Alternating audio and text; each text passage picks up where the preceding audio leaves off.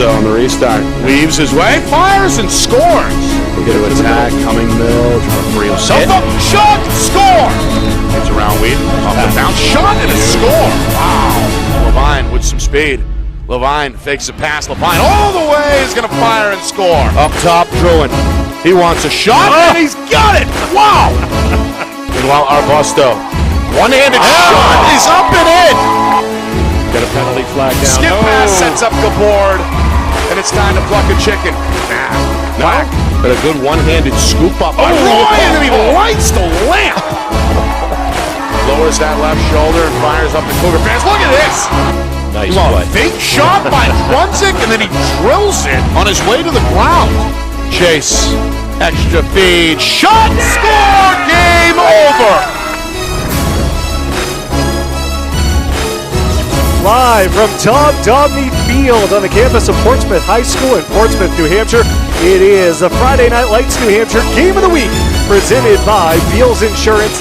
It's 11-0 Derryfield taking on 11-0 Portsmouth, a battle of Division II unbeatens. Alongside Roger Howe, I'm Ben Alter. Thanks for joining us this evening. I'm filling in for Nick Anastos. Roger, this is a game undoubtedly that these two teams had circled on the calendar long beforehand. And here we are with both still undefeated. Exactly, and I have been waiting for this one for many, many weeks. Yeah, I've had the opportunity to see both teams play, and this should be a lot of fun to call this game and watch this game. This field is always a great place to broadcast. It's very electric all the time. We'll talk some more perhaps after the Star Spangled Banner and the intros here a little bit more in depth about the teams, but certainly looking forward to a good one tonight. All right, and with that, we will grab a quick break and be back with the opening starters and the opening face-off between unbeaten's Derryfield and Portsmouth. It's the Friday Night Lights New Hampshire Game of the Week, presented by Beals Insurance. Our broadcast today, as it always is brought to you by Beals Insurance Agency, with locations now in both Bedford and Londonderry. Whether you need home, auto, or business insurance, Beals Insurance will get you both the price and quality coverage that's right for you. Just call 603-471-9999 or visit BealsInsurance.com to request a free quote and start saving money today. Again, that's BealsInsurance.com. Hey, I'm Chad, the owner of New Hampshire iPhone Repair. We're New Hampshire's most trusted and affordable repair shop for your iPhone, iPad, iPod, and even Android needs. Don't worry, we're affordable, reliable, and we back our parts with a lifetime warranty. And you know what the best part is? No, what? We can repair your phone while you wait. I know, that's why I'm here. Oh, I know, Mrs. Green. Here's your iPad, good as new. Bring your phone into New Hampshire iPhone Repair today. The New Hampshire Tomahawks promote the highest level of club lacrosse competition, not just in the state, but in the country. Looking to get recruited? Director Chris Cameron keeps an open dialogue with the nation's top college lacrosse coaches. Over 400 New Hampshire Tomahawks alumni have played at the college level, including the ACC, Big East, Big Ten, Ivy, NESCAC, NE10, and more. New Hampshire Tomahawks coaching staff has over 100 coaches, including current high school varsity and college coaches. The Tomahawks offer training for players of all ages, clinics, camps, and leagues, along with spring, summer, and fall elite teams. So play with the best. The New Hampshire Tomahawks, showcase and development for college lacrosse. Visit NewHampshireTomahawks.com and girls.nhtomahawks.com. How can you reach your team's fundraising goals at no risk and no cost? MG Sports offers a variety of products to make your team's fundraiser a success. Their products include tickets and discount cards to hundreds of local businesses. MG Sports now has a digital platform where athletes can raise funds in the comfort and safety of their own home. So become another lacrosse program like Bedford, Goffstown, or Memorial that sets fundraising records every season. MG Sports, fundraising made easy. Visit mgsportsfundraising.com to start raising money for your team today. Are you thinking of selling your home? Well, now may be the time, given that spring is here, the market is hot, and interest rates remain at all-time lows. It's time to call Roger Howe, a licensed professional realtor with the Bean Group. Not sure what your home is worth? Roger will provide a market analysis for you at no charge. With 12 years experience in residential, commercial, leasing, and investment properties, Roger knows your local market. So contact Roger Howe of the Bean Group today. Buy local and save big. For over 26 years, Spectrum Monthly has been providing great local offers from businesses in New Hampshire and Massachusetts, delivered to your mailbox every month. Spectrum is chock full of savings from your favorite businesses. From local restaurants and retail stores to entertainment, fitness, and home improvement services. You'll have easy access to thousands of dollars in savings, including exclusive offers for Spectrum readers. Every month, enter our readership contest for a chance at winning cash and local gift certificates. Spectrum Monthly. No one brings you better offers.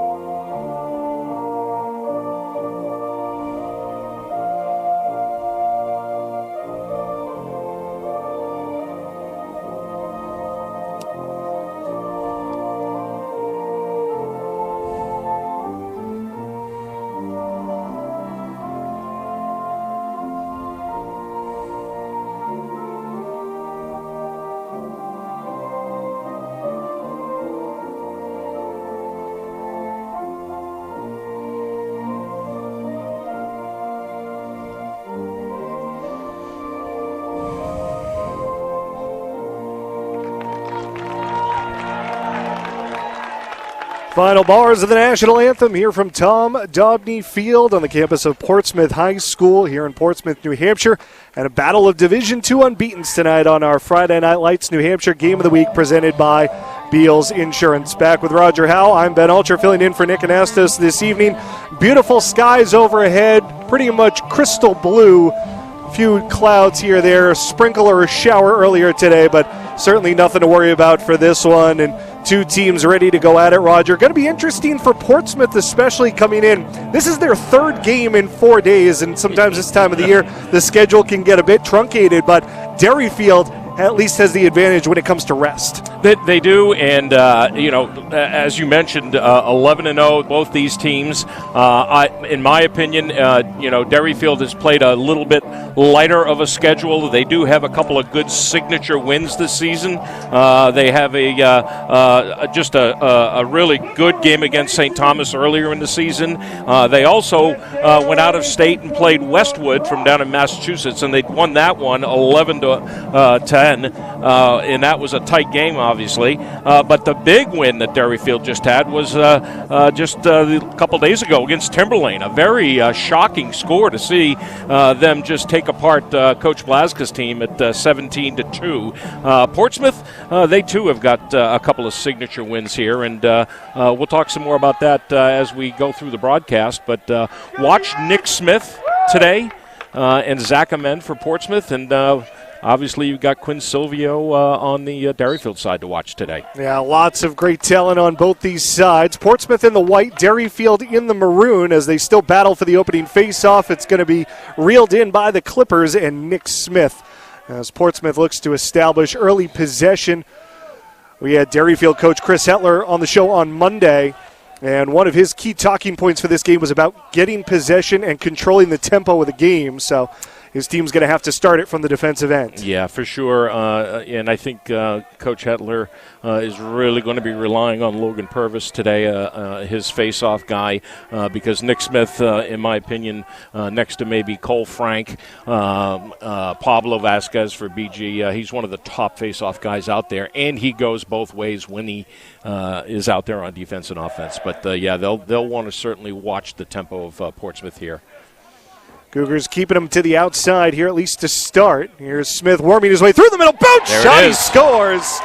Nick Smith on the board early. Nifty move as he swung the cross, split the defense, and right down the gut. Well, tough challenge there for Parker Liebitz in goal. Well, like I said, Nick Smith, you can't take your eye off him. He's not a traditional Fogo, and this is what he does. He stays out there, and sometimes the defenders lose track of him, and watch him to get pulled, perhaps, if they don't try to get the ball to Zach Amend first. Liebitz, the junior starter, in goal for Derryfield. On the other side for Portsmouth, it is sophomore Kai Patterson. Another face-off win for the Clippers. Quick shot, and that one stopped. Rebound loose, almost swept in. Ben Purcell coming out from behind the cage. Almost swept it in, and the backup going to be awarded to the Clippers here. Looked like there may have been a Derryfield long pole, Duggan Brewer Little, that was closer there, but Portsmouth gets awarded the backup, and Clippers look to string together back-to-back possessions, scoring in the opening 2 minutes.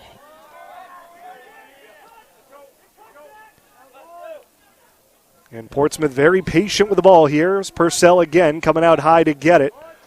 Almost drew the double before dishing it off to Lucas Patton. Junior works it back of the cage. Back out high, swung around to Purcell. The sophomore thought about the long shot. Here's a low shot. That one skimmed wide of the net. Backed up again, though, by the Clippers. Yeah, and this is what Portsmouth does. I don't want to say they wear you down, but they are very patient. They don't make a lot of mistakes out there, and they will find the seam if you give it to them. Derryfield's looking pretty good on defense, though, right now. They're picking up guys. Here's Zach Amend. Another drive into the middle. Amend takes a couple bumps. A bounce shot may have been deflected by Purcell before it got to goal. And a good diving effort there by Brewer Little to win the backup. And Derryfield will get a stop. Again, this time it was Amend trying to go right down the middle, but it was warded off that time. He survived a couple of big hits along the way before releasing the shot. Well, quick clearance here for Derryfield. No nonsense clearance that time from Quinn Silvio. Well, I like that strategy, and Coach Hetler has done this before when he's had a deep clear. Instead of relying on his long poles, he just gives it to one of his fleetest and fastest midfielders, and that certainly is Quinn Silvio. He can hustle that ball right out of there. Never hurts to get it to the fastest guy on the field, that's for sure. Not at all. Here's Tate Flint. Going to Merrimack next year along with his teammate Quinn Silvio. There is R.J. Prue working it around the back. Comes out in front, shot to score. That one looked like it deflected in off the leg of Patterson. He thought he had that near post covered. Caught him by surprise, but Prue sneaks it through. And the sophomore evens it up a goal apiece about 3 minutes into the first. Yeah, I think you're right. I think that the angle that he shot this and the where and how it ended up in the net was completely strange. But yeah, good turn by RJ. One of the several Bedford kids on this team, and that looked really good. Really good. A little bit of a gap there between Patterson's feet, and it looked like it kicked up off that right shoe. Yeah. And in. Another face-off win. Smith goes 3 for 3 to start things off. Portsmouth's got it back here. Smith into the attack box and still getting harassed all the way by his face-off opponent, Purvis. Pressure all the way on the outer edges here from Derryfield. Brewer Little giving it to Purcell, but he's strong in possession. Tries to feed it to the middle and just gives it away. Derryfield looking for transition. Flint leading the charge. Quickly up ahead for Ethan Flanagan. Back to Flint. Now Liam Canty will settle it down for Derryfield. Yeah, Coach Hetler wants to make some changes here. Slow it down a little bit. Canty almost stripped from behind. Weaves through. The shot goes wide. I think he was surprised at how open he was. And the backup awarded to Derryfield here. Yeah, kind of a floater shot. I think you're right. He hesitated a little bit. He had all that net. Canty again with a roll dodge. Doesn't see anything he likes, so he pulls it back. Some quick subs there off the restart for both units. Yeah, watch for Silvio here coming in off the box. There's Chili Cabot, who's having an outstanding season as well. He scored the big overtime winner against Westwood a few weeks back, as I mentioned. I think he put up half a dozen the other day against Timberlane. Yeah. Excellent weapon, likes to work from back of the net. A reset out here for Flanagan.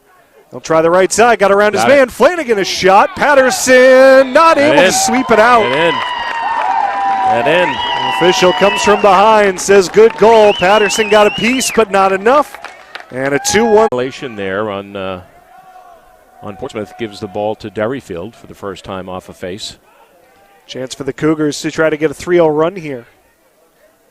Cabot searching for options. Portsmouth crowd in the middle now. Long pass way over the head of the intended target. See if the Clippers can turn it into transition. Back, yeah. It is going to be over and back. Yeah. James Bucking was looking to snatch that one up quick. Looking for an unsettled opportunity, but he'll take the whistle and the restart. And as you can see, they put Nick Smith right back out on that first line midfield with with Zach Amend and Baden Patterson. Purcell's had the dominant touches of the attacking group so far today for Portsmouth. Smith has the lone goal for the Clippers so far. Here's Purcell again, the sophomore, works off the screen, dished it back. Amen got around a man, can't create the angle for the shot though. Good recovery by Derryfield. Yes, indeed. Amen loads up, thought about the drive, passed it up. Amen gets to the middle, in front, a shot, and a save made. Liebitz comes up big there as Amen got to the spot. Well, Liebitz with his best save so far. Yeah, good vision.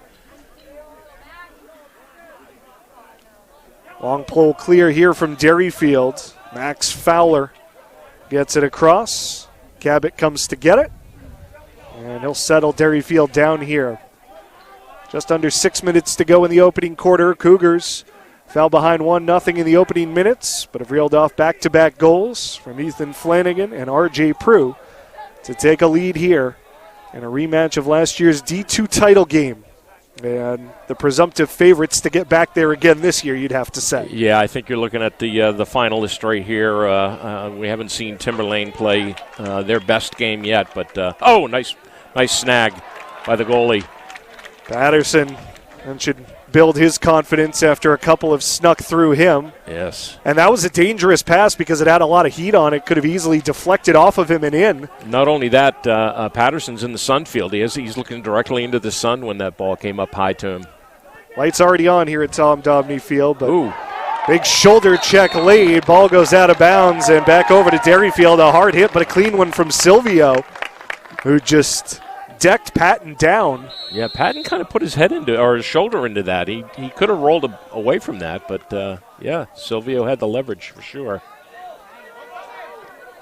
And Silvio secures the clear here as well for the Cougars, who, despite losing 3 of the 4 faceoffs, have started to gain that possession momentum that their coach Chris Etler was talking about on our YouTube show on Monday. Yeah, and although I think he's got the players and the horses out there that can play fast, he definitely slowed things down on that last clear. Not the one here with Silvio and the bump, but the one prior. He wanted those guys to slow things down, and he wanted his guys to switch up with his most potent offensive guys. So you can tell he is trying to control that tempo. Really testing out that Portsmouth defense here, and the sophomore goalie Patterson has been under fire here in the back half of the first quarter. Nice move here by Alex Murray. Trying to shake and bake, finds a man out high. Silvio rolling this way and that, lets it go. Patterson gets just enough that time. Yeah. Stick and kick to knock it down in the crease, and that's another good stop from Patterson, who's starting to grow into this game. Yeah, I really like the shot selection by Quinn Silvio on that. He had a nice little hitch move, dodge, if you will, and faked a little bit high, and then he goes a little low, and Patterson was there, though. Macy Schoen in a little bit of trouble back near the midfield line, got it away to Purcell just at the last moment. Allows the Clippers to set up shop once again. A little bit of a scoreless drought here for Portsmouth. They've had a couple possessions. Liebitz has had some good saves as well on this end. He's stopped Amen twice. Back of the cage, cut in front, splitting the double team. Their flag comes in. And we're going to get a flag. Goal's going to be good. It's probably a push. Yeah, they'll wave it off. Briggs Catino doing a good job splitting the double team there, forcing the issue. Looked like it might have bounced away from him for a moment, and then he was able to gather it back up and score it. Yeah, there's the hit upstairs. Yeah, I think in the film room, though, Coach Fisher's going to look at that and tell him, hey, listen, every possession is going to be very important in this game, especially with the pace we're going at right now. And you can't try and force it into a defensive core like the Cougars have down the gut like that and risk losing possession.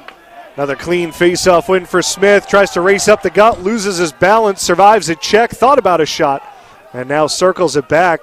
Looks like there is another flag down. Yeah, I think they got up a little high on Nick Smith, kind of chicken winged him a little bit, and now the Clippers are having their stick issues. I don't know if that was just a missed pass or if it was intentionally chucked out of bounds just to get the EMO here. 34. That's going to be On Little. Is that right? 24. Flanagan is the man down, taking a knee. So first extra man opportunity of the day will go to the Clippers.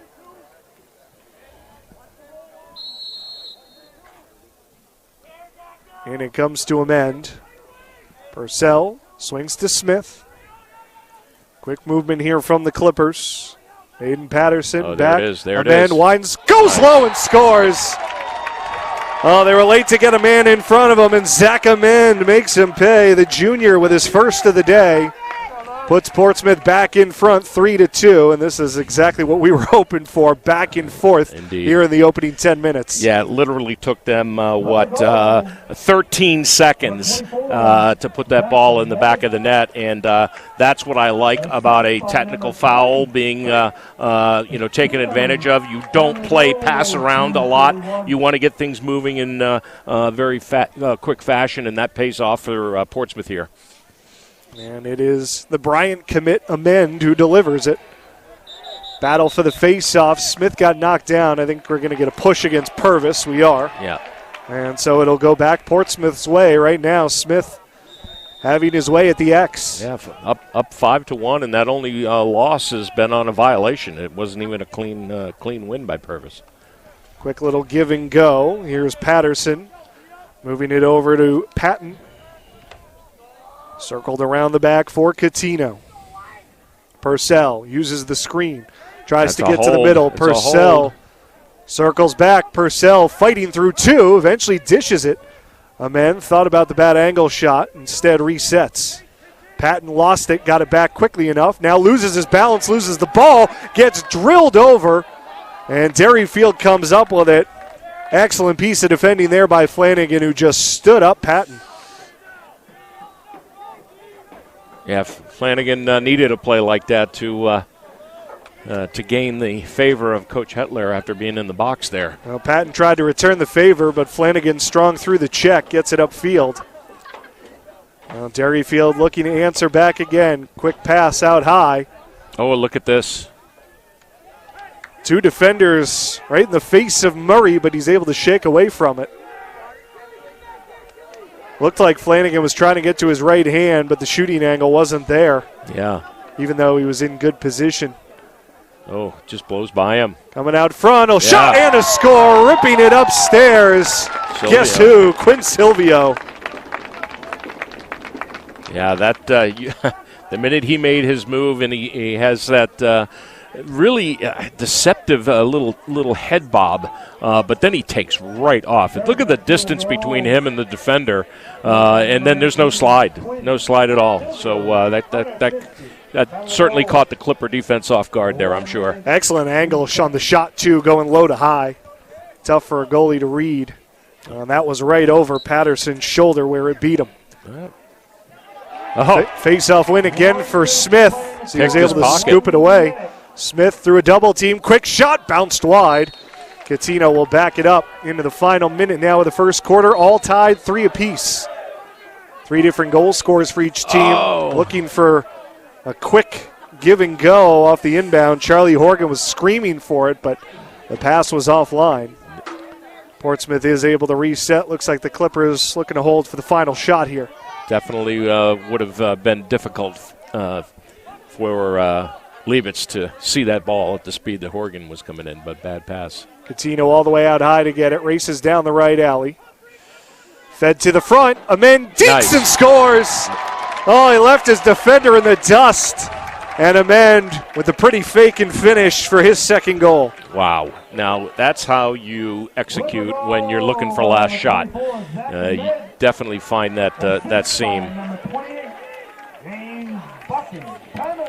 And how about Portsmouth not waiting necessarily until the final seconds to get the action going? They get it with 20 seconds still on the clock. And well, that's what you do. You try to find those seams, and Zach Amend was he was right there in the middle, too, and walked right by the defense. Oh, they're going to get a push there. All right, they're going to give it to Derryfield. Purvis had the inside step that time on Smith, so that'll be his first official face-off win. Well, Derryfield, if they can go quick and get a chance to respond. Here comes Canty in off the side. 10 seconds to go in the quarter. Here's Silvio. Double team comes. Silvio nice lost check. it. Ball still loose. Seconds ticking off the clock, and the horn will sound before anyone can get a hold of it. So a back and forth first quarter. Both teams led at one stretch or another, but right now Zach Amend is the difference maker. He's got 2 of the 4 Clipper goals. Portsmouth in front of Derryfield 4-3 after 1. We'll take a timeout, be back. This is the Friday Night Lights New Hampshire Game of the Week presented by Beals Insurance.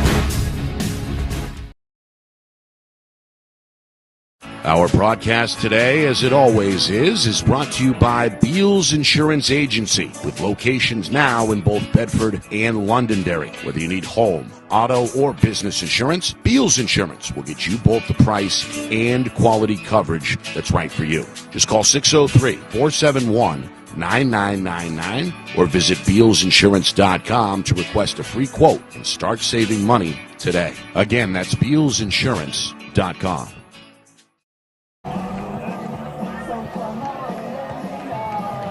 Welcome back here to Tom Dobney Field, Portsmouth High School, Portsmouth, New Hampshire. Along with Roger Howe, Ben Alcher here with you, filling in for Nick Anastos on our Friday Night Lights New Hampshire Game of the Week, presented by Beals Insurance. Unbeaten Portsmouth, a 4-3 lead after 1 over unbeaten Derryfield in a rematch of last year's Division II title game. And like we said in the first quarter, Roger, these are undoubtedly the 2 favorites to get back to the championship game again this season, just with the way they've handled their fellow Division II competitors this year. Absolutely, and if this is how the next 3 quarters are going to be, give me more. This is how you play the game. This may just be the first of 2 potential meetings between these 2 this year. Indeed, and I'll tell you, even though we're seeing a pretty that angle save. Shot and a nice save by Liebitz. Rebound controlled as well by Tyler Lettieri. We are seeing some defense too. Gunnar Jackson against Silvio, a couple of all-stater. Flint tripped up on the far side. Is that gonna be a trip? I think they just say he went out of bounds. Yeah, that's all. Enough contact to force him out, not enough to generate a flag. So Portsmouth trying to take advantage of the turnover here. Here's a shot by a man. He took some punishment on the end of it. Catino's going to win the backup for the Clippers. Yeah, picking it up here a little bit, huh? A little clashing. This is the first time I've seen we've broadcast Derryfield this season, but to me, Tate Flint looks like he's grown another 6 inches from last year. He is much bigger than I'm used to seeing out there from last year. Definitely stands out among the tallest players on the field. Definitely. Patton a little trouble with the handle here. No pressure, though, from Flanagan. Now, this is what Pinkerton did last night, too, Ben. They did a lot of isolations everywhere on the field, and see Portsmouth trying to do that here. Clippers trying to find the matchup they want. They had Patton lined up with the short stick midfielder Flanagan. Quick little give and go. Again, Patton initiates. What's he doing? He just fires it. You'd think he thought there was a shot clock or something. No shot clock here, but they do rule it a shot, not a pass. So Catino is in position for a backup. Yeah. I don't know if he just maybe didn't like what he saw in front of him and decided to get a reset. I don't know. He tries the left alley here, draws the slide. Quick dish behind the cage. Catino trying to circle in front. Catino fakes, hands off. Here's a rolling shot. That almost snuck through. And backed up that time by Patton. Yeah, that would have been a pretty goal if that had gone in. I think he got hit just as he released the ball when he went low like that. Good movement, though, with Patton again initiating. Here's Purcell. Purcell wants to go himself here, draws the double, ducks around the hit. Sees it. Purcell, double team there. Patton, a little trouble on the catch. Double team in his face. Elevated the pass a little too much, intended for a mend. Yep. And Derryfield with some well-timed double teams there, able to force the turnover. Yeah, that was not a real crisp possession by the Clippers. A lot of flubbing and dubbing and ball falling out of crosses and just weirdness. Just strange. Well, Patton not happy with the equipment, slammed the stick into the ground as he came back to the bench. Yeah. But what Portsmouth did accomplish at the very least is they chewed up almost 3 minutes off the clock in possession to start the quarter. Indeed. And now Derryfield's turn to try and answer. This has never been further than a one-goal game either way. Both teams have had the lead. And it'll be interesting because neither of these teams have really played too many close games this year. Derryfield, they are unbeaten. Their closest win was that one-goal affair with Westwood of Massachusetts. Yes, another bad pass. That one slipped through everybody. Going to go back over to Portsmouth. Yeah, the premier game that Portsmouth played this year, of course, was against Division I powerhouse Exeter. And where that was a one-goal game last year, and a very, very good game, by the way, this year, they just looked really tired against Portsmouth, and Portsmouth took them. And it was a good contest. Late in the game, they pulled away.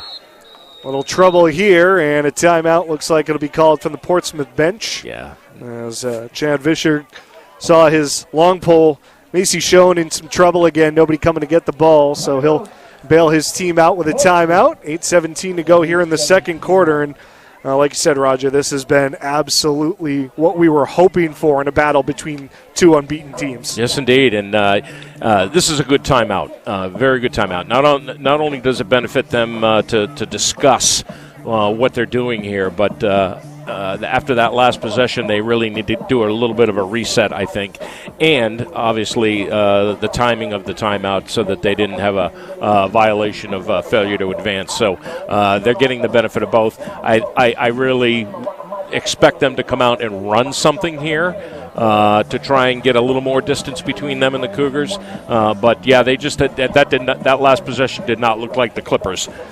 Going to be interesting to see how Portsmouth fares as this game wears on. Mentioned this is their third game in 4 days, and there's been a lot of travel involved because their other two games this week, both on the road. They had to go to Souhegan, so Amherst, that's certainly a drive here from out on the seacoast.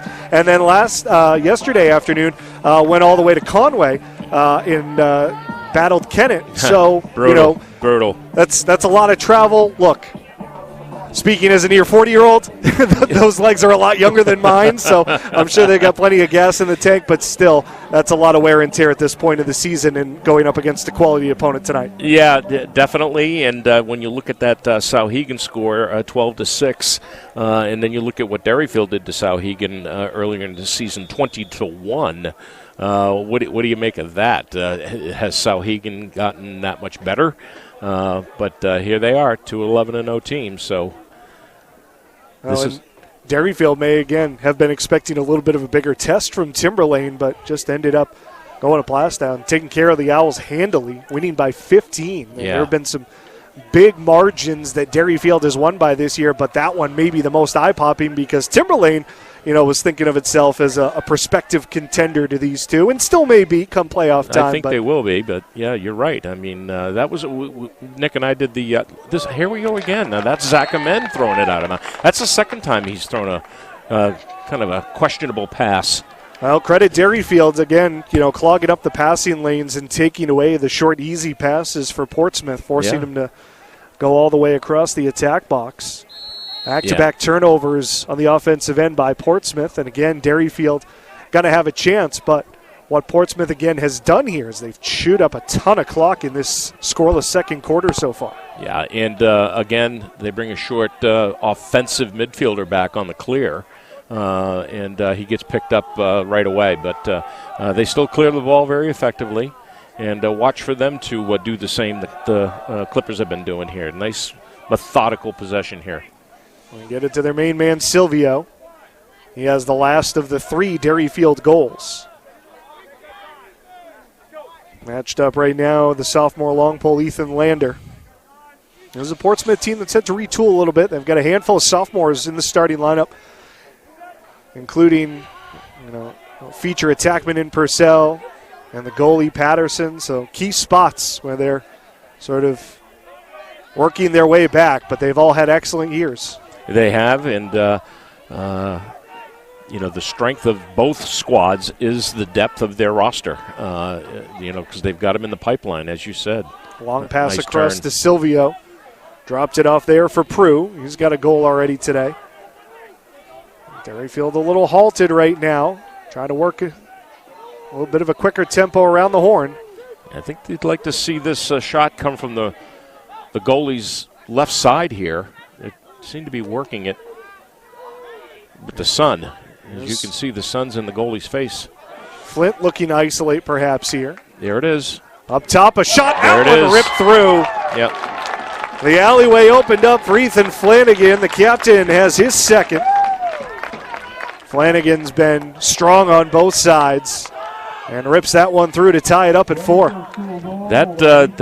You could just see that play kind of develop on the left side, and he steps right in and lets it rip. I definitely think that was the strategy there, and give Tate Flynn his first point of the game. Helped set it up. Nick Smith with a clean face-off win. He's looking to take it himself. Flynn, a bounce shot. That one just went wide. Smith again driving right down the middle. And he is continuing to dominate the face-offs. And as a result, Portsmouth continues to own possession. Yeah, I got 8-2 in favor of Nick Smith. And one of those 2 was a violation in the first quarter. That's correct. Early shot, easy save there for Liebitz. Had plenty of time to see that one coming from deep on the wing. Flanagan will look to clear, gets it into the middle. Oh, that one knocked away. John Kramer, though, able to recover. There were 2 Clippers in front of him. Quick dish, going quickly, that shot.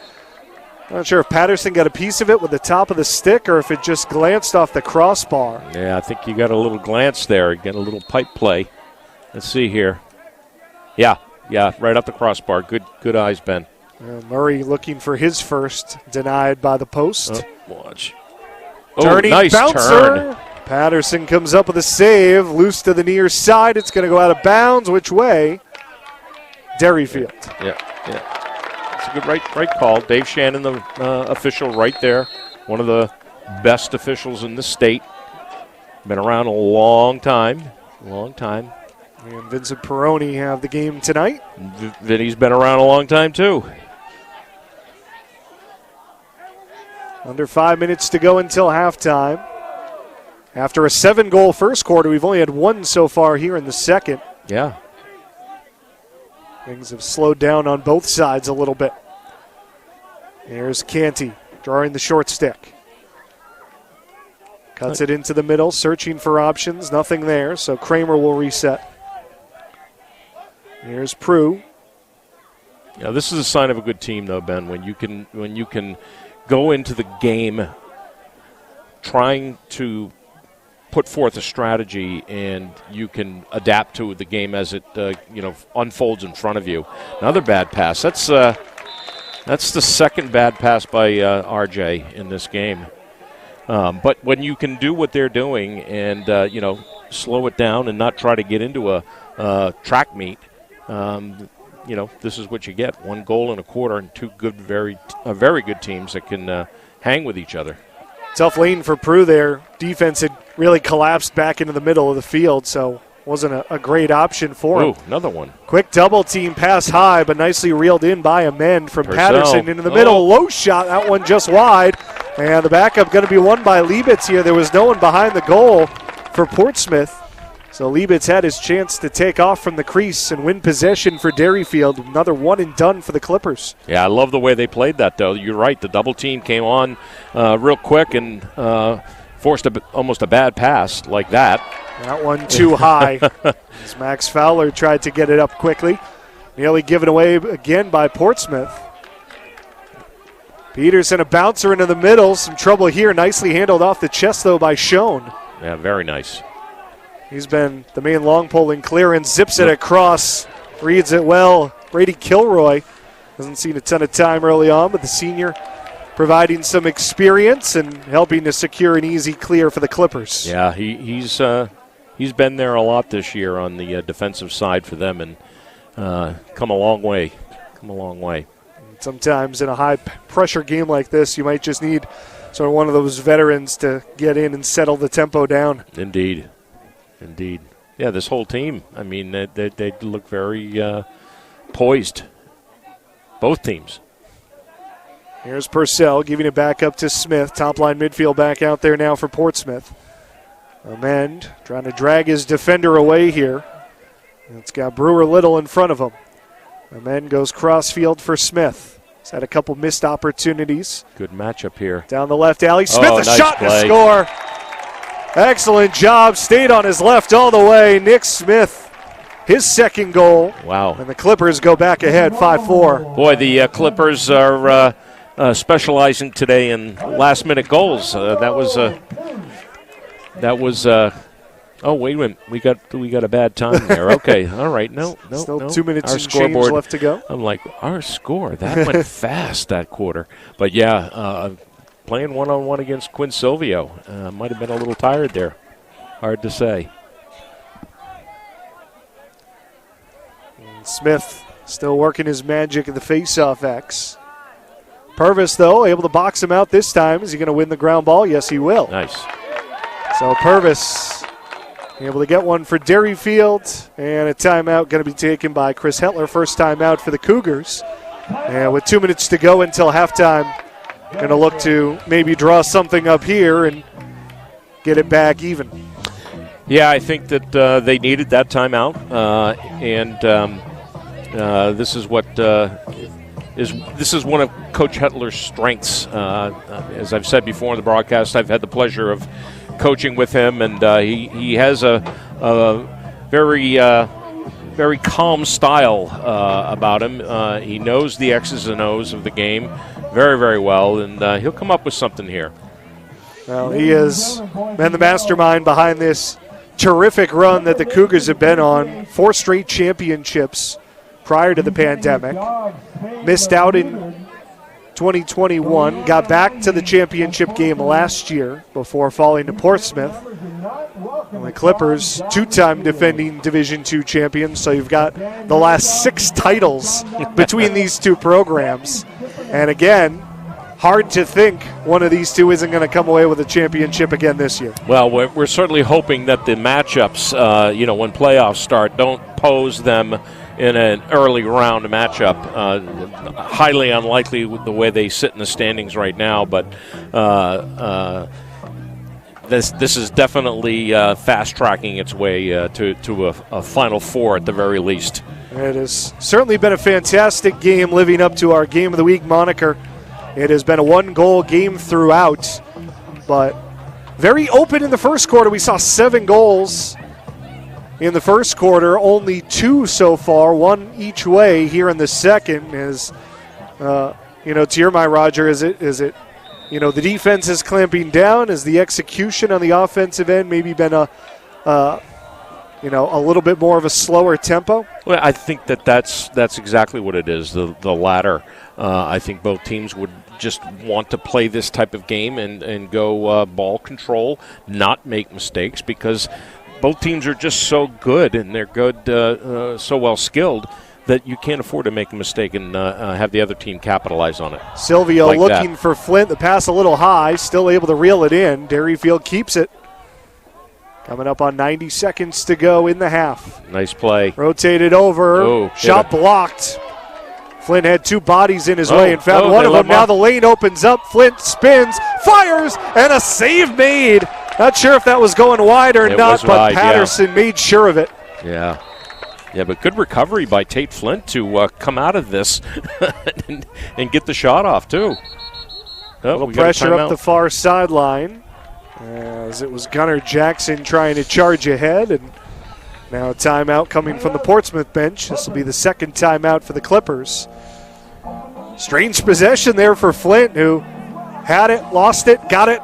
Yeah. Had about 2 or 3 opportunities to shoot. First one was blocked. Second one, C's parted for him, but the shot was wide, and Patterson made sure it was going that way anyway. Yeah, a little confusion there after the little mishap with the defense kind of splitting up and leaving Tate wide open. And then he, got big eyes and just missed the net just by a hair. What do you think of the job that Portsmouth has done so far on the dynamic duo for Derryfield? Obviously, the goal by Silvio was a pretty one, but they have held Flint in check, and Chili Cabot has been held off the board as well.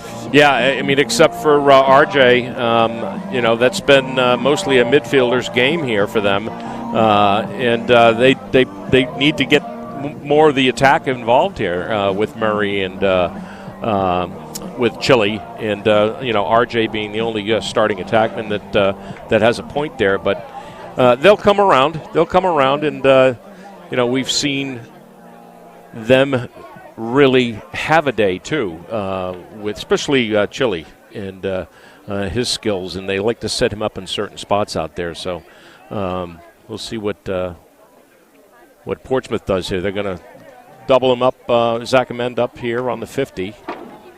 Not a lot of help there. They're gonna maybe just rely on the. There it is. Not a whole lot of pressure. Well, they had put a couple bodies in front of him initially, and then decided to back off. And now a little bit of aggression on the defensive end as Purcell forced to get rid of it quickly, but Smith going to hold on to it here. Glances back at the clock on the other end of the field.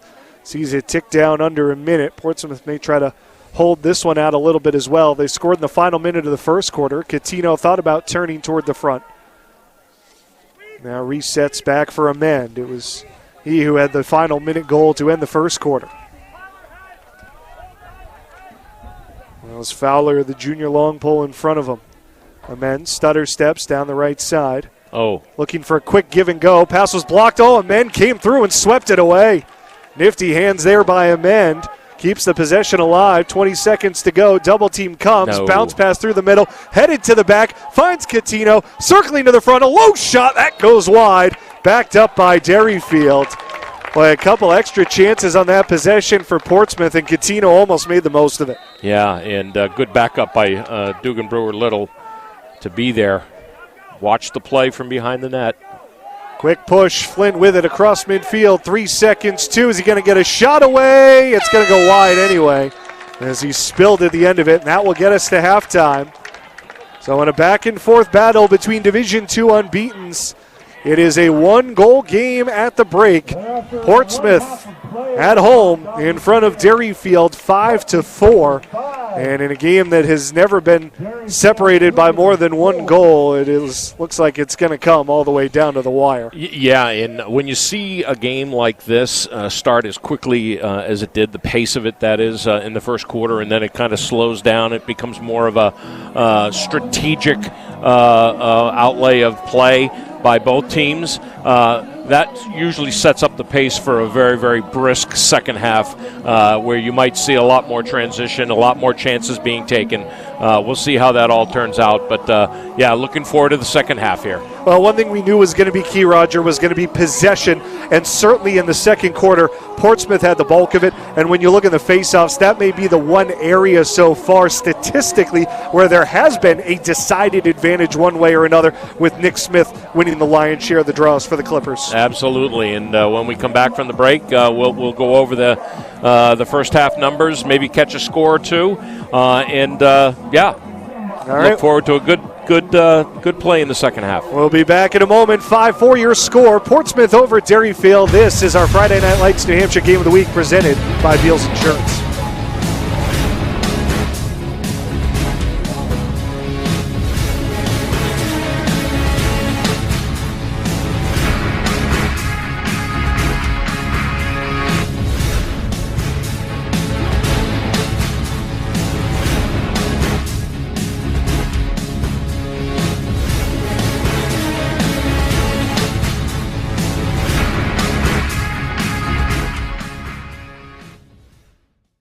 Our broadcast today, as it always is brought to you by Beals Insurance Agency, with locations now in both Bedford and Londonderry. Whether you need home, auto, or business insurance, Beals Insurance will get you both the price and quality coverage that's right for you. Just call 603-471-9999 or visit BealsInsurance.com to request a free quote and start saving money today. Again, that's BealsInsurance.com. Hey, I'm Chad, the owner of New Hampshire iPhone Repair. We're New Hampshire's most trusted and affordable repair shop for your iPhone, iPad, iPod, and even Android needs. Don't worry, we're affordable, reliable, and we back our parts with a lifetime warranty. And do you know what the best part is? No, what? We can repair your phone while you wait. I know, that's why I'm here. Oh, I know, Mrs. Green. Here's your iPad, good as new. Bring your phone into New Hampshire iPhone Repair today. The New Hampshire Tomahawks promote the highest level of club lacrosse competition, not just in the state, but in the country. Looking to get recruited? Director Chris Cameron keeps an open dialogue with the nation's top college lacrosse coaches. Over 400 New Hampshire Tomahawks alumni have played at the college level, including the ACC, Big East, Big Ten, Ivy, NESCAC, NE10, and more. New Hampshire Tomahawks coaching staff has over 100 coaches, including current high school, varsity, and college coaches. The Tomahawks offer training for players of all ages, clinics, camps, and leagues, along with spring, summer, and fall elite teams. So play with the best. The New Hampshire Tomahawks, showcase and development for college lacrosse. Visit NewHampshireTomahawks.com and girls.nhtomahawks.com. How can you reach your team's fundraising goals at no risk and no cost? MG Sports offers a variety of products to make your team's fundraiser a success. Their products include tickets and discount cards to hundreds of local businesses. MG Sports now has a digital platform where athletes can raise funds in the comfort and safety of their own home. So become another lacrosse program like Bedford, Goffstown, or Memorial that sets fundraising records every season. MG Sports, fundraising made easy. Visit mgsportsfundraising.com to start raising money for your team today. Are you thinking of selling your home? Well, now may be the time, given that spring is here, the market is hot, and interest rates remain at all-time lows. It's time to call Roger Howe, a licensed professional realtor with the Bean Group. Not sure what your home is worth? Roger will provide a market analysis for you at no charge. With 12 years experience in residential, commercial, leasing, and investment properties, Roger knows your local market. So contact Roger Howe of the Bean Group today. Buy local and save big. For over 26 years, Spectrum Monthly has been providing great local offers from businesses in New Hampshire and Massachusetts, delivered to your mailbox every month. Spectrum is chock full of savings from your favorite businesses. From local restaurants and retail stores to entertainment, fitness, and home improvement services. You'll have easy access to thousands of dollars in savings, including exclusive offers for Spectrum readers. Every month, enter our readership contest for a chance at winning cash and local gift certificates. Spectrum Monthly, no one brings you better offers.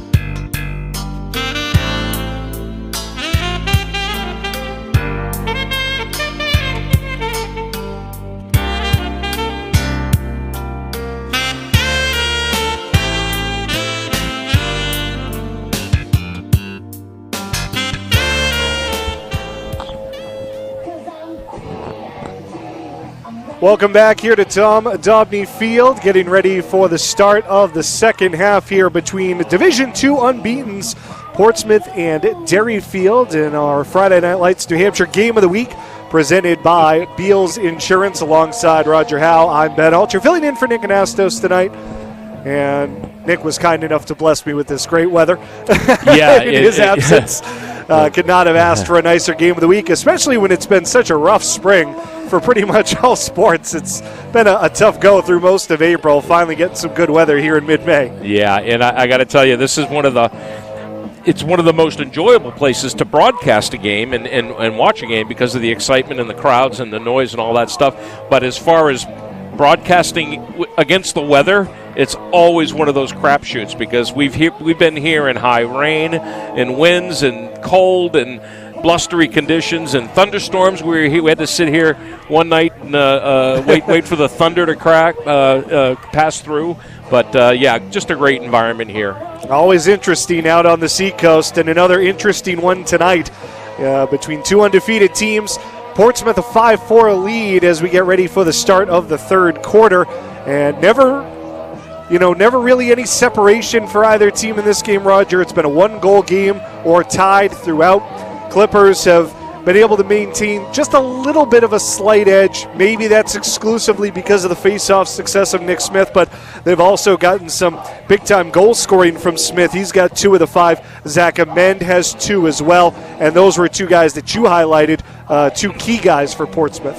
Yeah, and that is, you got to get your best players involved, and I fully expect to see a little more broadening of the offense on the Derryfield side because for all that we know about the potent midfielders like Quinn Silvio and Tate Flint, they, like I said at the close of the first half, they got to get Murray involved, they got to get Chili Chabot involved, and we'll see what they can do here. Yeah, so far some of the Cougars' big names have been quieted. Silvio does have a goal, 2 goals for Ethan Flanagan, senior, leading the way for Derryfield on the scoreboard. RJ Prue has the other, but nothing for Tate Flint, nothing from Chili Cabot, not even a shot on goal from Cabot in that first half, which is a little bit unexpected. Yeah, and now that you mention it, I can't even think of him touching the ball and me saying to myself, well, he's got a play to go in front of him. But we'll see what happens.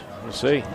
No change in the face-off. Still going to be Smith for Portsmouth. Wouldn't expect to see a change there after he led the way on the X in the first half. Yeah, by a big margin too, 8-3. Logan Purvis did win a couple more in the second quarter, and he drags Smith down with him here. The wings come in. Somehow Smith squirts through a seam, comes out with a ball, elevated pass, almost found Catino on the doorstep, and then sweeping in for the ground ball, Duggan Brewer-Little. He'll take it himself all the way through midfield. Brewer-Little churning the legs out. Well, you can see it already, the change in the pace. Derryfield pushing. Trying to go quick. Here's Silvio with a bad angle shot. That goes wide. But the early shot leads to an easy backup for Portsmouth because no one back of the goal. Well, this is what you live and die for here. If you're going to pick up the pace, you've got to have guys in the right spot to protect the ball. But you can clearly see that where they were pulling up short at the half-field line when they were clearing to get the bodies out, they pushed it forward. And we'll see how this being the third game in 4 days affects Portsmouth as well. You figure if you were to see any effect, it would come here in the second half. Yeah. Here's Amend. He's had tons of possession on the offensive side. Patton back out there with this midfield group as well. Derryfield's defense has targeted him a little bit. Yeah, Clippers seem to be content with their style from the first half. And continue to rotate it around and wait for the seams to open up. Yeah, nothing really good old circle offense to get things started. Just to maybe establish some passing rhythm. Here's Purcell, double team, got rid of it. Good help there. Here's a shot, that one ripped high by Bucking. Well, we've seen a lot of pressure just as shots and passes are starting to get executed. A lot of balls flying up in the air today. Some good timely double teams from the Cougars defense. Amend will reset here. again, another isolation. This is run a little bit differently than the Astros ran it last night, with at least a pop and a potential screen to be utilized. Nice turn. Oh, he almost had that. Liebitz knocks it down in front of him and smothers the ground ball in the crease. Good save by Liebitz. Well, that was a long run for Amend to get a tough shot. Amend, good job getting the stick wedged in on the bigger Brewer Little. He is all over the field tonight. Forces the turnover. Now Portsmouth may be trying to add a little tempo here. Dieppe gets it across midfield, puts on the brakes, and there's Amend to come back and get it. There you go. There you go. Quick give and go. Amend up top. Releases. Oh. That one hit his teammate Catino. Caught him in the cleat, and it comes back into the crease. Maybe a little bit of a fortunate bounce there for Derryfield. Catino hobbled a little hit him bit in by the it. calf. Oh, given away. Amend in front. Bounces it in. It's a hat trick for Amend. A one-man wrecking crew for the Clippers, and they have the first 2-goal lead of the night. Wow. Wow. He's been a part of every single play here so far in the second half. Yeah, just picked his pocket. Yeah. Yeah. Wow. Wow. Yeah, get him off the field, Coach Vish, and give him a little bit of a break and some O2. That's Catino, who just came off a little bit hobbled. Yeah, I think it hit him in the back of the calf. Hopefully nothing worse than a bad bruise at the end of it. Oh, yeah. When you show them. Oh. Derryfield had won the face-off, but then a nice strip from behind by Gunnar Jackson. Now it's loose in the middle. Numbers here for the Cougars, 4-on-1. And coming out of the pack with it is Flint. Dangerous pass through the middle, connects for Flanagan. He races on ahead. Has 2 of the 4 Derryfield goals. Cougars doesn't necessarily feel like a must-score possession here, but you feel like they have to establish some rhythm soon on the offensive end. Yeah, and instantly Coach Hetler called that one back. Settle down, guys. I think he's thinking just what you were thinking. Let's not get this into a sloppy horse race. They're going to start it with Silvio. He gets stripped on the play. Excellent defending there by Patterson, the midfielder. Wow. Patterson going 1-on-2, pushed out, and it's given back. Yep. Get back in. Quick start. Patterson trying to get back across midfield. Amend going to take his place out there defensively. And Amend almost sneaks in. He does jar it loose. Picked up, though, by the Cougars, then lost once again. Amend. And here's Amend again. Wow. Looking for a shot. He gets a bump, stays with it, slings it across. A shot, bounce through. Now it's Amend setting him up. Baden Patterson goes 5-hole. 2 in a row for Portsmouth to start the third quarter, and the lead grows to 3. Well, we're gonna talk about this goal because this team in their shot selection has been just excellent tonight. And you take what you get. The defense comes in hard, and he gets a beautiful 3-quarter sidearm bounce shot, and that's a mature, offensive-minded player out there. And as nice as the finish was from Patterson, how about Amend, who basically controlled 80% of that play from the takeaway on the defensive end, drawing the double team, and then finishing with the assist. Exactly. Violation called against the Clippers, so possession for Derryfield, and now after being down 3, this is a position the Cougars haven't been in maybe in years. Yeah, well, at least this season. Certainly this season they've not been in a situation like this. Into the middle, nice feed, bounce shot goes just wide though from Doldo. Brady Doldo, haven't seen much of him. The sophomore getting an opportunity with Derryfield, maybe trying to find an answer here. Another Bedford product, along with R.J. Prue out there, and John Kramer. All scene time today. Here's Flint for Canty. He'll circle back of the net. Gives to Flint again.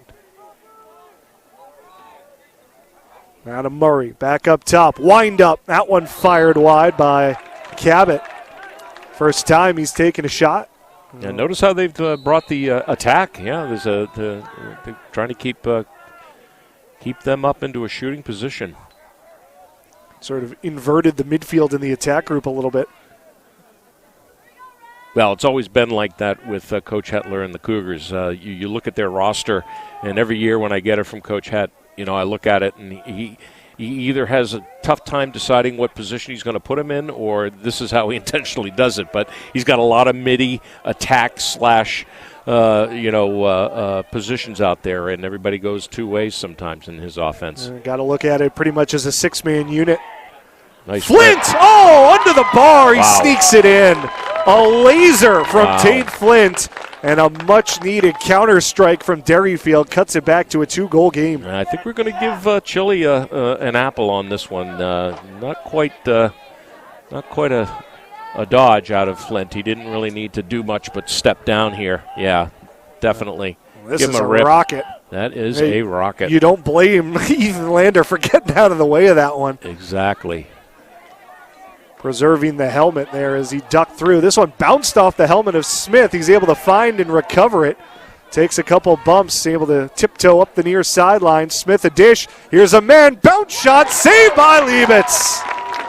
Oh, it's a big stop. Huge stop. A man trying to sneak it through the 5-hole, and Liebitz closed the door. Quick clear from Flanagan. Derryfield trying to get it back to a 1-goal game. Flanagan takes a shove. Oh, nice play. Here's Flint walking in. Dished it off instead. Murray into the middle. Oh, and the pass slipped through, and it deflects down nicely for Patterson to cover it up. Right idea. They had a man wide open on the doorstep in Prue, but the pass would not connect. Now nearly a giveaway here. Schoen just bats it forward, and guess who gobbles it up? The vacuum amend. When all else fails for Portsmouth, find 24, right? Yeah, the ball seems to find him easy enough. It's like he's got glue in the net. He is everywhere tonight. With possession now, Portsmouth again will settle it in and take some more time off the clock, down to 5 minutes to go here in the third quarter. Yeah, no reason to be hasty with a possession here. Patton dishes it off. Purcell still scoreless, even though he's seen plenty of the ball. He has to give it back away to Patton here. Amend lurking in the middle. Patton tries the right alley. Quick pass. Patton slipped behind. Snag. Pass in front, stolen. It's Flanagan. He wants transition. Weaving against Amend, who gives him a shove. Flanagan shrugs him off. Rolls this way and that. Flanagan gets it up ahead. Cabot will put on the brakes. Flanagan's had a good game tonight, too. He's been in the right spot. Got a couple goals. Cabot shakes his man. Pass to the front was right at the feet, though, of Murray. He's able to rescue the possession. Murray keeps it going all the way around. Finds Kramer.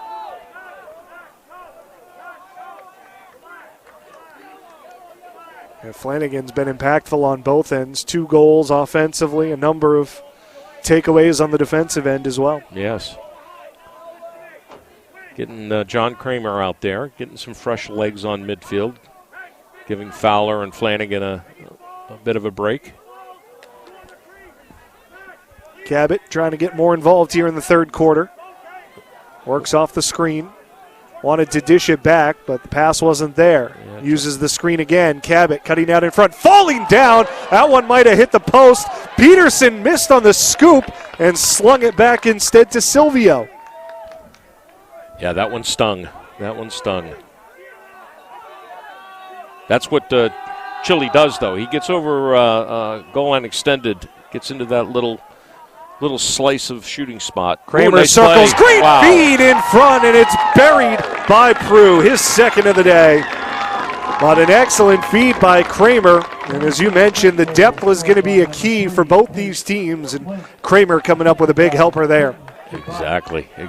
Yeah, the Bedford connection there. 2 Bedford youths, Kramer, right on to R.J. Prue. So that was a sweet play. Very nicely executed by the Cougars. To my mind, first quick stick goal we've seen today. Both teams have really had to operate from the perimeter on this one.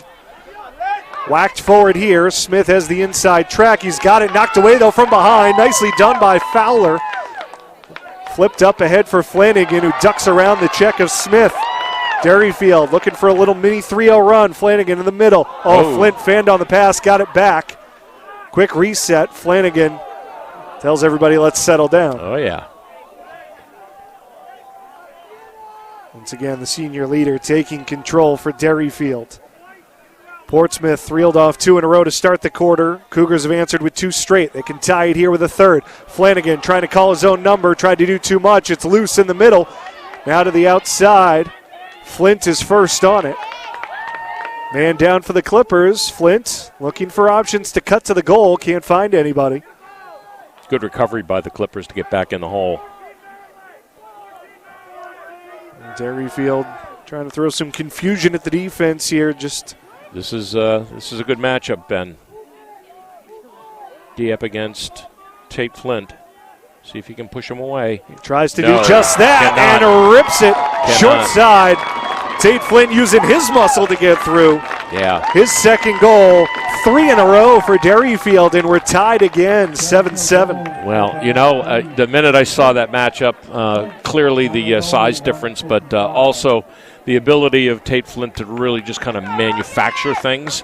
And there you go. He comes in real tight and just gets his hands extended as he breaks over the goal line extended. It's a couple goals now for Derryfield that have snuck through with Pete Patterson trying to guard that short side post. Clippers go quick here off the face-off win. Double team comes. This is what you don't want to see, as we were talking about. You don't want to get out of your element to the point where you're chasing balls and making mistakes, especially in a tie game now. Recovered in the end by Maiden Patterson, but I was just about to ask you, is that something that Derryfield can maybe look to exploit, trying to go short side with Patterson trying to cover that post? Yeah, I think that they just, they see matchups and they see opportunities. We've already seen a couple of inverts between the attack and the midfield. Flint's been predominantly on midfield today, but he starts out at the X spot. This is what you'll see with a couple of good teams, a couple of good strategic coaches, too. Here we go. Smith was swarmed and lost it. Silvio wants transition. Prue looking, gives back to Silvio. They now want Derryfield slow will down. hold. Yeah. End of quarter execution so far has gone the way of Portsmouth. Yeah, and they'll play for last now. They'll protect the ball behind the goal line and be very lazy about it. Maybe not. He tries. Cabot tried to sneak one in, just flipping it over the shoulder. It's saved on the sideline, though. Yeah. Murray recovers. Pass knocked away. Good chop there by Schoen. Chopped along further by Catino. Schoen sweeps it along over the midfield line. Good play. Battle for it right up along the side. Still in play. On they go. No whistle yet. And who scoops it up but Amend. Survives a hard hit from behind. 10 seconds to go. Amend searching. Feeds it off. Nice play Catino back across. Couldn't get it to Purcell.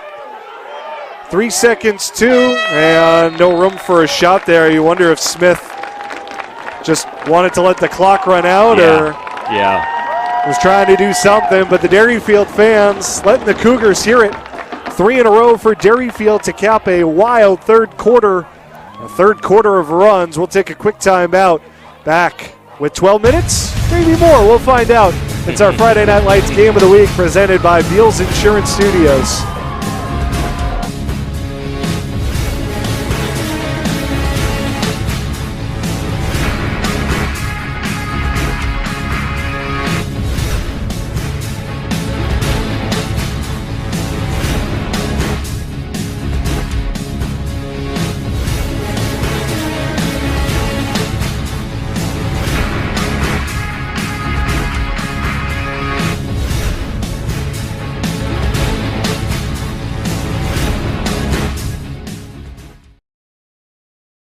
Our broadcast today, as it always is brought to you by Beals Insurance Agency, with locations now in both Bedford and Londonderry. Whether you need home, auto, or business insurance, Beals Insurance will get you both the price and quality coverage that's right for you. Just call 603-471 888-888-9999 or visit BealsInsurance.com to request a free quote and start saving money today. Again, that's BealsInsurance.com.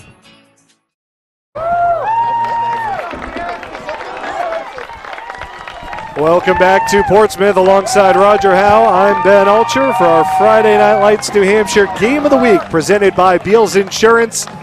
Two unbeatens battling for control of Division II, 11-0 Portsmouth, 11-0 Derryfield. And a massive swing of momentum there in the third quarter, Roger. It was all Portsmouth with a 2-goal run to start the frame, but the Cougars answered with 3 in a row, including 2 from Tate Flint. Yeah, and this is what we expected. And as I said, after that that second quarter, pretty docile second quarter, here we are, we're off to the races again. So this will be a, goal line finish, and looks like Nick might have moved on that. Third violation called against Smith, second of the half. And so the Cougars will get possession here to open the fourth. Derryfield scored 3 straight. They have not led, though, since the first quarter. Flint stripped from behind. Nicely done there by Jackson. He's had a couple good takeaways. He really has, and he is showing just why he's a captain and why he is going to be on that all-state watch list. Portsmouth trying to get numbers ahead. Now we'll pull it back with Catino.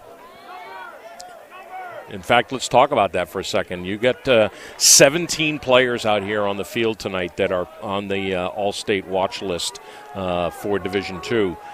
10 on the Derryfield side and 7 on Portsmouth side. So you got the cream of the crop in New Hampshire lacrosse right now. Purcell switches low and scores. First of the day for Purcell. Well, a sophomore comes up big. I think the men's got an assist on that, too. He was playing in the X spot. He has been heavily involved in everything Portsmouth has done, and it is Amend who was able to set it up. But it was the nice drop there by Purcell and give Portsmouth the lead back. Just less than a minute gone in the fourth quarter, and that helps settle things down, you feel like, maybe for the Clippers a little bit. Well, yeah, and you kind of stop the run, which is what this game's all about, but a lot of game left. Smith wins the battle for the faceoff, found himself surrounded by 3 players in maroon. Yeah. There's a flag. All over. Big hit laid by Purvis, but it came from behind and it came a little high. Yeah, so the flag comes. Purvis will be sent off. This is just the second penalty and a fairly clean game between the two sides. And it is going to be a 1-minute penalty. Portsmouth 1 for 1 with the extra man so far. Yeah, and I got to tell you, as you said, it's been a clean game, but that might be a little bit of frustration on Purvis's part, because even though he's gotten a couple of good wins on the faceoff circle tonight, predominantly there's been 3 violations too by Nick Smith, and by my count, Nick is up on him 14-5 right now. So could be a little frustration there at this point in the game. Going to be interesting to see. We saw Portsmouth execute perfectly with EMO the first time around. Got Amend a great shot from out on the wing. And that was only a 30-second, so now they've got a minute to work with.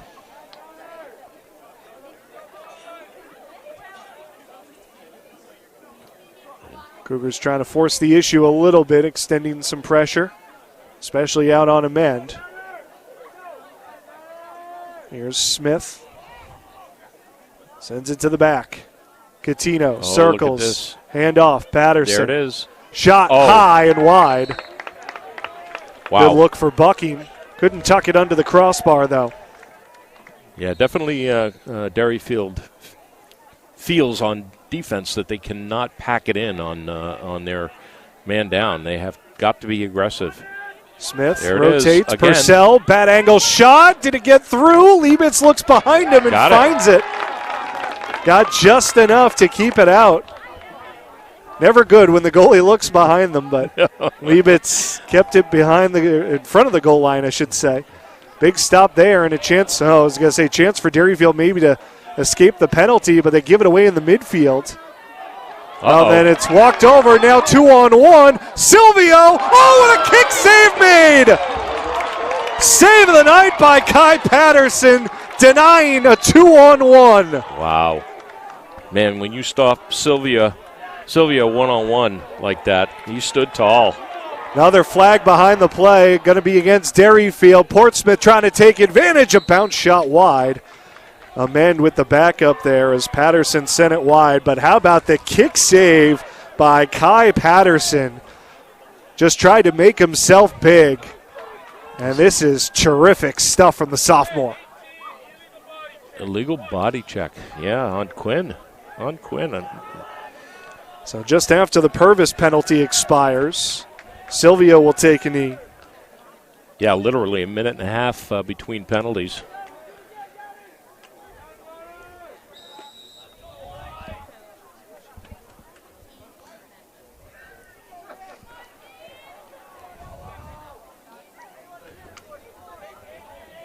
I think you drain some clock here. I think you try and run your 30-second offense and your man up with a 1-minute penalty and just kill some clock here while you've got a breath to take, you know? Still a long way to go. 9 minutes to play in a 1-goal game. Yep. Well, the Clippers will be patient with it. Yeah, you can hear Coach Vish. He wants to know exactly where the time is ticking. He'll Waves, crank this thing up real quick. Wave the bench back so he could talk directly to the timers down there in between. Yeah, remember they scored that first goal on a 30-second penalty about 12 seconds in. Coutinho there rotates it back out high. Smith wheels, got nice double. sandwiched and lost it. Ground ball picked up by Brewer Little. Good execution on the defensive stand. Oh, good pressure, though. Good pressure. 2 EMOs gone by the wayside right now for Portsmouth. Oh, they were off. And Cabot, Oh, no, they weren't. officials say he just kept his feet on the right side of midfield. Yeah. So now Cabot will burn off the rest of the clock. Silvio already back on his feet, waiting to get back in the game. Yeah, they are good. Ooh, look. Cabot around to the front, hit the crossbar, rebound tucked in. Is that Murray? I think we got a Murray sighting. Well, nothing Patterson could do about that. The initial stop took him out of position, and the rebound left the net wide open. Yeah, this is a great save, though. Of course, I'm not sure I like the positioning he took there. You should really be standing tall against the pipe. Stick up, shoulder on the pipe. It was actually R.J. Prue The stick who put was it way away. down. Was it Prue? Yep. So hat trick for Prue. Ties it up at 8. Just under 8 minutes to go.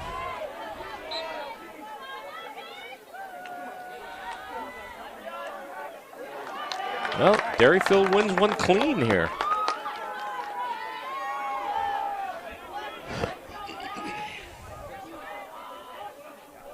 Uh-oh. Purvis. Chance here. Purvis was looking for Murray.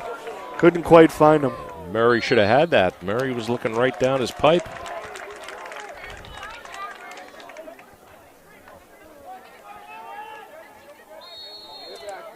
Immediate pressure as it's brought back in by Dieppe.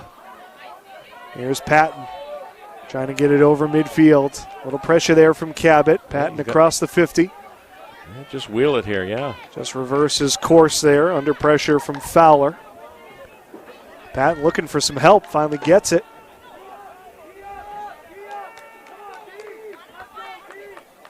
Portsmouth got the go-ahead goal in the first minute from Purcell.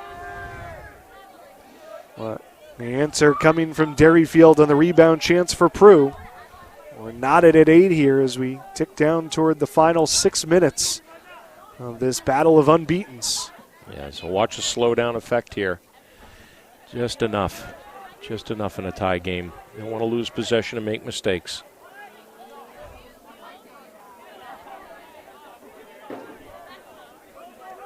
Pressure comes now on Coutinho. Thought about the shot from outside. Oh, my Bad God. angle shot, but it's a good one. Tucked inside the post. And some redemption for Lucas Patton. Wow. Now that is a plucking chicken corner one of the best I've ever seen. That was a nice goal. Been a bit of a rough night for Patton. He had some giveaways in the first half. Oh, At one man. point was so frustrated he slammed his stick Flint down on the benches. Yeah. But that is as big a goal as he will get at any point this season. Puts his team ahead 9-8. Yeah, make a note there, Ben. We need to put that in our leader. Need to. That's a sweet goal right there. Push called against Smith, so possession for Derryfield. Another chance for the Cougars to respond. And there have been several occasions already tonight where they have been called upon to respond down in the game, and every time they have been there.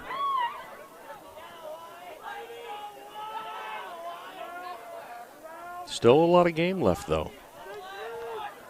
Nice. Feels like we're a long way from a decision, to be sure. Yeah, almost one of those last possession type games. Oh, watch it. Murray creates some space, nice. threads the needle, but Canty couldn't reel it in. A lot of mustard on that pass. Yeah, I'm thinking Coach Hetler would have liked to have seen a shot by Murray there rather than the pass inside to Canty. Distribution here to Patterson up the middle. Takes a couple bumps. Oh, big Flint hack. Oh, tripped him up. No call. Now there's a flag. Now you will. Yeah. Going to get a trip here maybe? Patterson spurring the bench and the crowd on. Take your pick. That's a tough one for Flint. Just kind of lost his balance as he got the first swing in on the check, and then Yeah, but he's going to just get got the trip. the arms and legs tangled up. Sometimes when you grow that much in an off season, it's tough to control. I tell you, he's massive. He must have grown 4 inches at least. They sprout like weeds, they tell me. Well, definitely got the trip. Either way, I think one more hack and he would have gotten a slash, but either way. Tough fourth quarter right now for Derryfield. It's their third flag of the quarter. Yeah. Portsmouth hasn't made him pay yet, and a man not going to make him pay yet. A nice stop there by Liebitz. Right at the base of the net. Wow, He's nice able to move. knock it down. Boy, Fowler has been impressive. He great stick skills. Nice movement. Here we go. Flanagan hit his long pole on the outlet, but Moulton was able to recover, and Chris Hetler will wisely take the timeout. So again, Derryfield appears poised to escape a penalty kill type situation. 3 times they've been down here in the fourth quarter, and the Clippers have not made him pay yet, turned it over a couple times, and Liebitz has come up with some required saves. Yeah, for sure. And this is a very important possession because it's going to do 2 things for you. You're on the offensive side of the field, but you can kill this penalty too, and then get a good offensive possession in and hopefully tie this game up. So they're literally in control of the game right now. Not much left to go in the regular season. Just a couple weeks remaining. 5 games left for Portsmouth. 2 of those at home. Matchups with Kingswood and Alvern. They close the year 2 on the road against Merrimack Valley and Spalding. For Derryfield, they're back in action Tuesday, heading up to Hanover. And we'll host Keene on Thursday. They've got 5 games left as well. They wrap up the year against Concord, Conval, and Hollis Brookline in that order. Yeah, it's good finish to the season with that schedule, and these teams have been peaking all year, so it's not like we're going into the backside of the season. They're not already playing their best lacrosse going into the playoffs, but. Interesting for Derryfield to have that D1 test in Concord right near the end of the season. We're seeing more and more of that throughout, NHIAA play, where a lot of D1 teams are looking because there are weaker D1 teams out there this year, especially, that want to play a little bit more even competition, and that'll be an interesting matchup. Coach Smith in Concord, they're having a down year right now, and might be a good way for them to see what happens, with some of their younger players for next season. Flint right into the play after the penalty elapses on him, so back to even strength, under 4:30 to go. Derryfield with the ball, trailing by a goal. And it's been A tight game throughout. Dangerous pass reeled in by Murray right along the end line. He elevates it back to Silvio, who goes for the shot right away and missed it high. Backed up, though, by Murray. It was a one-goal game the entirety of the first half. Clippers opened up a 3-goal lead early in the third quarter, only to see Derryfield reel off 3 in a row to tie it right back up. Difference right now, the only goal in the fourth quarter by sophomore Ben Purcell. With a crank. Oh, walk in. Cabot in front, denied. Got to the doorstep, but it was shut off by Kai Patterson. He's had a couple of big saves in this one. That one there, and then the 2-on-1 where he denied Silvio. Timeout, Portsmouth. Clippers just got it across. Chad Fisher will call the timeout, get his group together. 3:28 to go. Obviously, we've talked about no shot clock on a couple of occasions, but is this too much time to think about, trying to kill the game out here? Not if I'm Chad Fisher, not with a one-goal lead with that kind of time left on the clock, knowing what Derryfield can do in transition. Watch for them to come out in a big circle offense, pass this ball around a little bit, maybe get down to maybe even force keep it in from the officials to motivate them to do something with the ball and call the stall on them.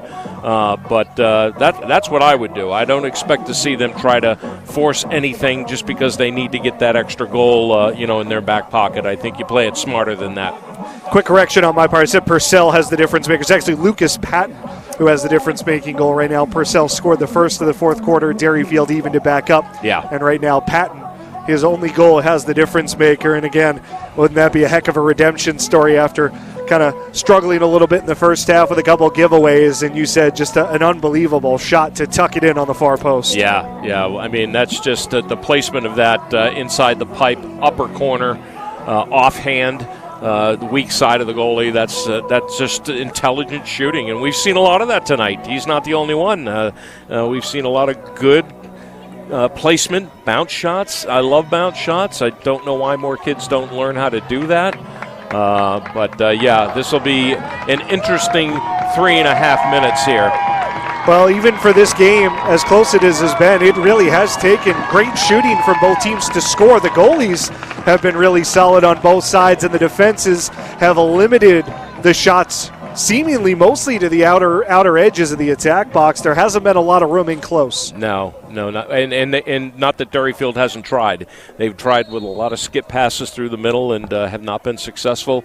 That's what you want to see, though. You want to try and force that defense to make decisions inside. Well, no one else you'd rather have it with right now than Zach Amend. He's got it out near midfield, running precious seconds off the clock. You can't get any bigger than this when you're calling a circle offense. We'll keep an eye on Vince Baroni and Dave Shandon to see if they engage the stall warning at any point. Yeah, it'll be a quick one, I'm sure. You can't afford in this type of game to just let this happen. Oh, man, careful. Almost put his heels on the 50 there. Yeah. Got it to Patton. Fires away and wide.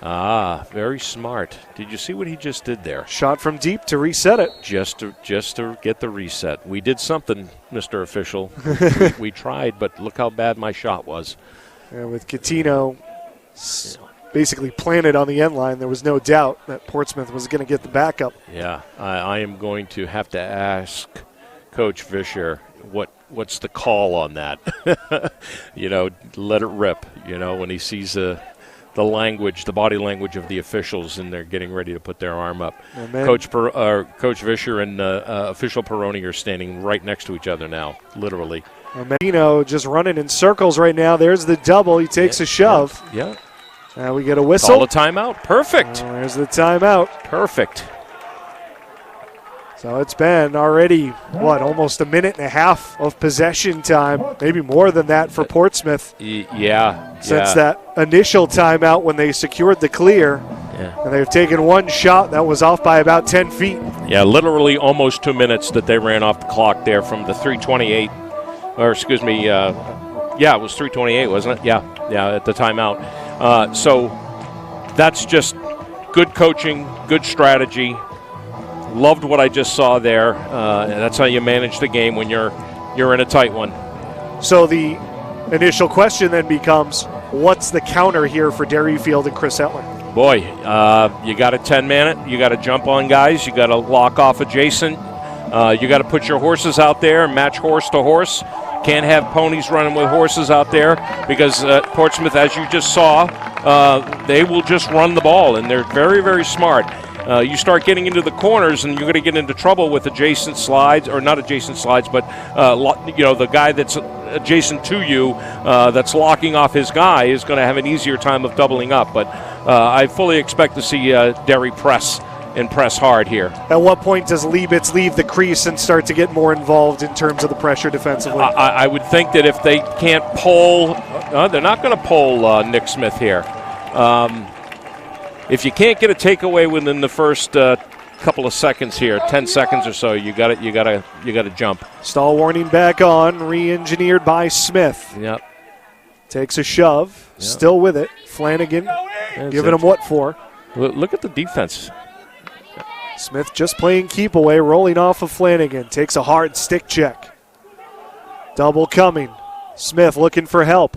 Smith rolls. Flanagan meets him. It's knocked away. Flanagan picks it up. Chance for Derryfield. They got 1:10 to work. And he's got a timeout left, too, so wait to see this come over half field. And a timeout. Yep, he's motioning to Peroni now. Get the touch. Get the touch. It's across midfield from Fowler. No timeout yet. No, they're going to push it and get a touch here. Prue with under 1 minute to go. Maybe not getting the timeout yet. Did they not? He had to. There is the timeout. He had to. Wow. You see it, 9-8 in favor of the home Clippers. 50 seconds left to go. And again, a situation that neither of these two teams really has been in a whole lot this year. One-goal game that Derryfield played with Westwood of Massachusetts, but that was a one-goal game that they were defending the lead in the end and were able to secure it.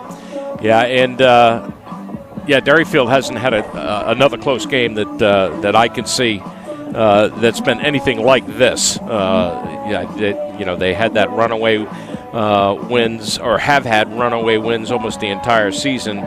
The exception being maybe the St. Thomas game, 6 goals. St. Thomas is a very good team. Clearly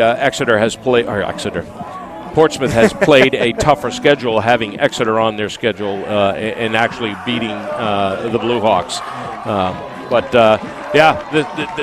Not to take anything away from Derryfield and the Cougars, that what you're seeing out there tonight is a high-quality, high-level set of teams, bringing it right down to the wire as we expected. And maybe just the first of 2 this year.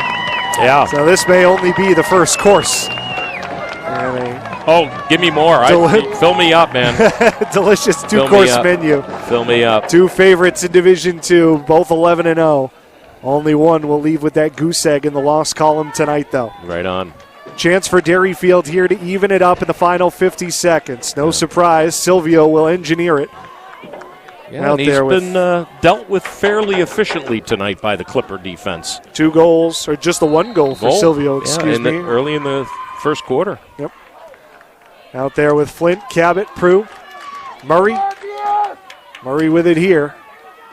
Flanagan the other. Sent to the front. A little too deep it looked like for Cabot. Ground ball going to be picked up. It's the senior Kilroy. Pass knocked away by Flint, recovered by Schoen. He's going to launch it upfield with 25 seconds to go. Open net on the other end. Amend trying to chase it down. Can't keep it in play. 19 on the big board. No time to waste here for the Cougars. They got to push it and push it in a hurry. Brewer Little checks. He's got Smith in front of him. Smith forcing him to delay. Now more bodies come. It's jarred loose. Well, what a strategic ending to this game by both coaches. The way Portsmouth burned up clock with 3:28 left in the contest, and then I think one of the critical turning points for the result we ended up getting here with very little left on the clock was the fact that they couldn't get a touch in the box. I think Coach Het was waiting for that touch so that he could have it closer on the offensive side. It just didn't work out that way, but great finish by two great teams. Well, a terrific battle all the way through. Portsmouth, your winner, 9-8 the final score. The Clippers go to 12-0 on the season. Derryfield falls to 11-1. We'll wrap it up when we come back here from Tom Dobney Field in Portsmouth. This is the Friday Night Lights New Hampshire Game of the Week presented by Beals Insurance. Our broadcast today, as it always is brought to you by Beals Insurance Agency, with locations now in both Bedford and Londonderry. Whether you need home, auto, or business insurance, Beals Insurance will get you both the price and quality coverage that's right for you. Just call 603-471-9999 or visit BealsInsurance.com to request a free quote and start saving money today. Again, that's BealsInsurance.com. Hey, I'm Chad, the owner of New Hampshire iPhone Repair. We're New Hampshire's most trusted and affordable repair shop for your iPhone, iPad, iPod, and even Android needs. Don't worry, we're affordable, reliable, and we back our parts with a lifetime warranty. And you know what the best part is? No, what? We can repair your phone while you wait. I know, that's why I'm here. Oh, I know, Mrs. Green. Here's your iPad, good as new. Bring your phone into New Hampshire iPhone Repair today.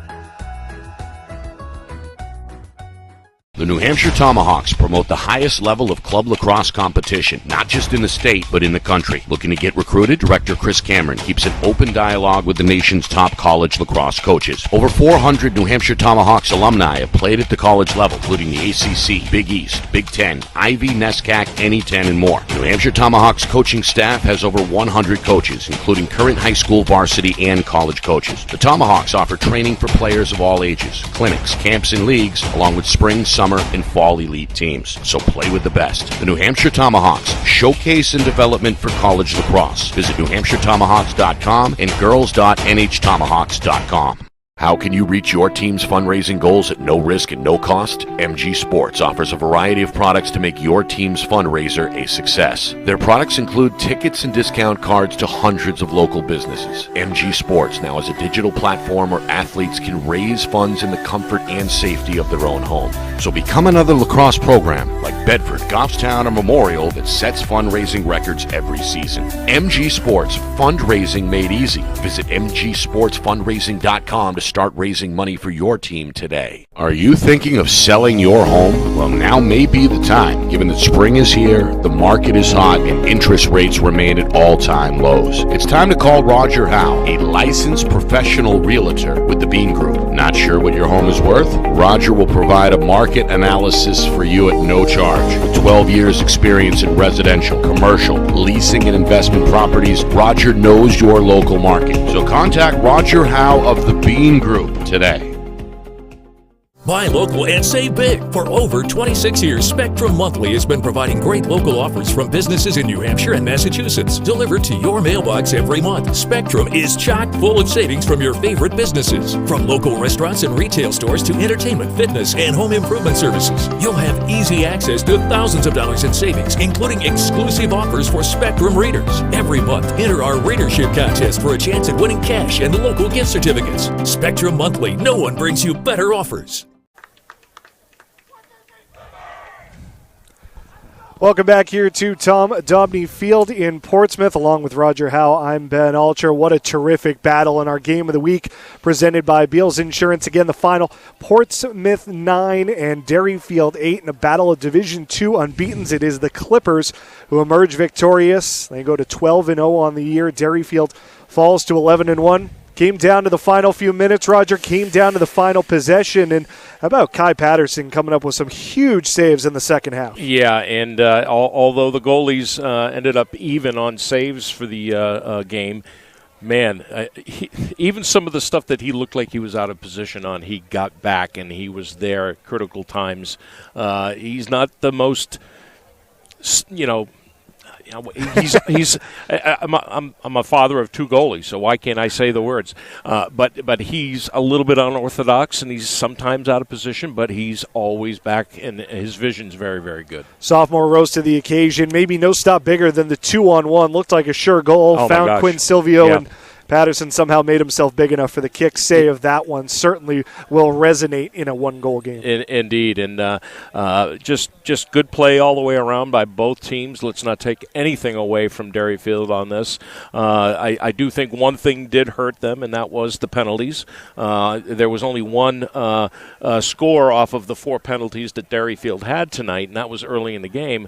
But when you give Portsmouth a chance to control the clock when they are on man up like that and wait like they did the last penalty, especially before they had to really do anything with it, that takes away time of possession for Derryfield to take opportunities to score and keep things ahead as they were steaming on that. They had like a 3-goal run, I think, in the third. Yeah, they did. They finished up the third with 3 straight goals to tie it up at 7. So, that's just one of the things I noticed that Derryfield, maybe just fell a little short on because Portsmouth didn't have any penalties. So, and we can go back to Monday, right? Chris Hetler was a bit prophetic in saying possession was going to be the difference maker in the game, and Indeed. In the end, it turned out to be just not possession for his team, which is what he wanted. Indeed, and like you've said a couple times tonight, I'm looking forward to the rematch. So let's keep our fingers crossed. That truly will happen. I think that Timberlane may have a little something to say about that. Wyndham might have something to say about that. They're all in the mix, and anything can happen in the playoffs, as we've already seen with the Boston Bruins. And what time is it? It's almost tap-off time for the Celtics tonight in Game 6. Getting into it very shortly, if not already underway, right? Indeed. And speaking of which, let's just run through a couple of scores here. Ben has been keeping up with that for us tonight. BG, no big surprise there, 20-2 over Concord. The aforementioned Concord. Exeter, 19-5 over Salem. No big surprise there. And I believe the Sauhegan Goffstown game is a final. Yes, it is now. It's 13-6. Sauhegan takes Goffstown out. Conval's one of those teams too we got to watch out for. They're sneaky, those guys. And unfortunately, we don't get to see much of them. But 6-5 over Hanover, and Londonderry picks themselves up after 4 straight losses, ultimately with Pinkerton last night, and they take North out 15-3. So good for the Lancers to kind of get back in their winning ways as we head our way towards the playoffs. Couple of big results in Division 1. Certainly going to be an interesting final few weeks of the season. What are you looking for as teams start to round into playoff form? In D1? Either way, D1, D2 here, especially with these two teams. Yeah, we're already sort of penciling them in for the Division 2 championship. But I know. What does a loss like this maybe affect Derryfield at all? They've still got some tough games ahead, maybe? No, not at all. I don't think it affects them. Good teams have the resiliency to get right back into things. Coach Hetler will have them out on the practice field. I'm looking at their schedule here real quick. They got Hanover, Keene, Concord, Conval, Hollis, Brookline.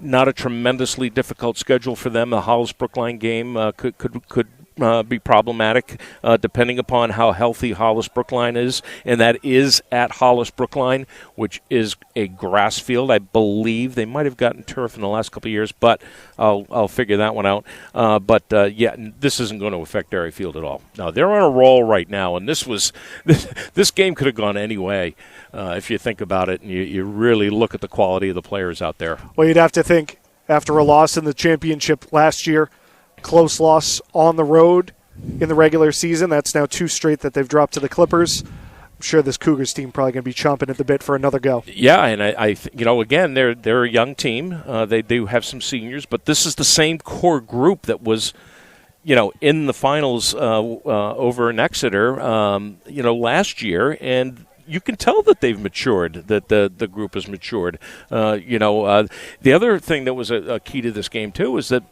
Quinn Silvio was kept out of the scoring sheet with the exception of that 1 goal late in the first quarter. So if you can do that and take your best player out, and they didn't completely neutralize Tate Flint, but Tate, had a couple of goals tonight, but he was not the presence that those 2 players normally are. But Remember, Flint's 2 goals came in that 3-goal run at the end of the third quarter, scoreless in the first half. Yes, Didn't indeed. get much in the fourth quarter as well. Silvio and Flint also penalties in the fourth quarter. Certainly didn't help the cause. And that's a surprise. I mean, Silvio spends a lot of time out on the field, and he's doing a lot of running back and forth. I noticed just a little bit of frustration when those 2 penalties happened. On the other side for Portsmouth, just to cap things up, how impressive was Zach Amend? 3 goals, a couple assists. He was just outstanding. I mean, he had 5 points tonight. He probably figured in some way, if you want to throw in hockey assists, right, and grabbing turnovers and getting clearing passes and coming into the offensive side of the field. He was everywhere tonight. He could be the offensive player of the year next to Nick Smith in D2. We'll see what happens. Certainly going to be an interesting battle. It was a fun one tonight, very much living up to our Game of the Week moniker. The final, once again, Portsmouth 9, Derryfield 8 in a battle of Division II unbeatens. The Clippers stay unbeaten. The Cougars handed their first loss of the year. A couple of thank yous to pass out. First to our on-site engineer, John Barron, our director, Ben Beals, back at the Beals Insurance Studio, my broadcast partner, Roger Howe. I'm Ben Alcher. Good to have you on tonight board, for guys. Nick Anastos. Thanks very much, Nick, for the opportunity. Appreciate it. It was really fun. Hope to be back again sometime in the near future. The final, once again, here from Tom Dobney Field, Portsmouth 9, Derryfield 8. That will do it for our Friday Night Lights New Hampshire Game of the Week presented by Beals Insurance. Good night, everyone.